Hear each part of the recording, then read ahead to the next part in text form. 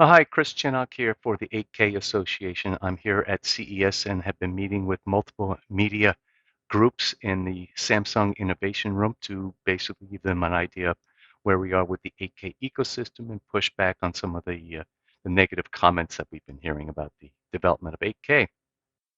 So let me give you a little update on the high-level summary of that briefing. Basically, I started by talking about um, the that people only talk about 8K as more pixels, and we should not just think about it as just more pixels. Yes, 8K TVs have more pixels, but they're also the top of the line of all TV brands. So they also have the best color gamuts, the best picture processing, sound processing, design, etc. So it's the best experience that you're going to get with the addition of more pixels and, of course, AI upscaling.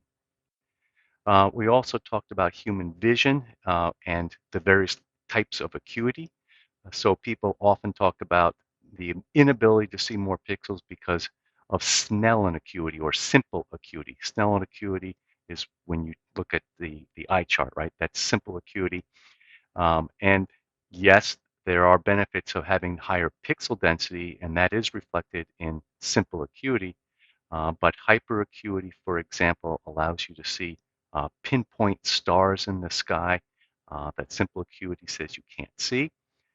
Vernier acuity allows you to see slight mismatch and jaggies and slightly misaligned parallel lines, which again, simple acuity says you can't see. So images are created in the brain. So this analysis of using simple acuity that you can't see 8K is really only part of the story.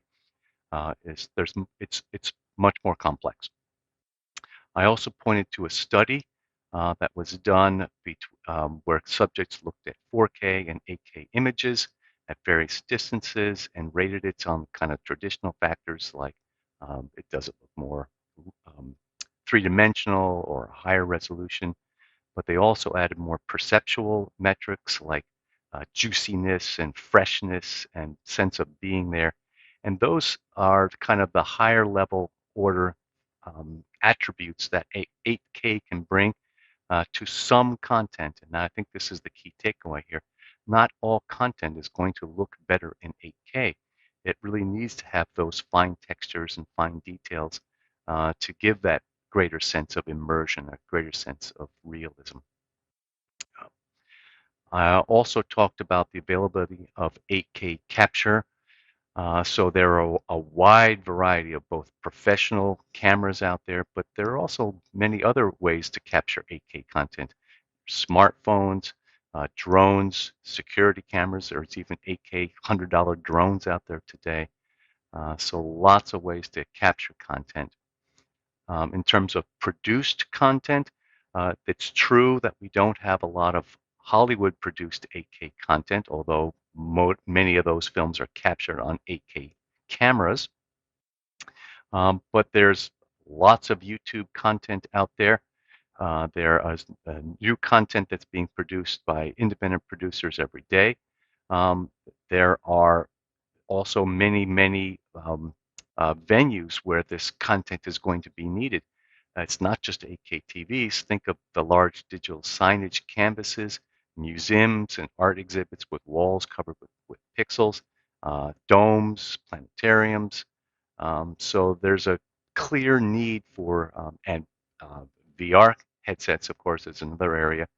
There's a clear need for more pixels for many venues just beyond the TV ecosystem. I also gave a brief update on what the 8K Association is and our mission, and talked about some of the highlights of what we've been doing.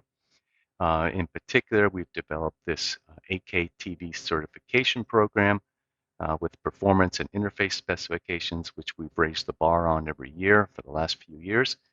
We now have close to 100 TVs that are certified in the market. We've also developed consumer and professional websites, uh, uh, discover8k.com and 8kassociation.com. And through our newsletter, we have a weekly newsletter now, and we've done many webinars and white papers about this ecosystem. And through all of those efforts and our YouTube channel and SEO, et cetera, we're now ranking very high on searches around 8K on both of those websites. So bottom line, I think, is that the 8K Association websites have become industry resources for news and information about what's happening in the 8K ecosystem. So we're actually pretty proud of that development. So that is pretty much the story about what I was briefing to the media. I'll have a separate report on what I learned about 8K here at CES as well. Chris Chinnock for the 8K Association.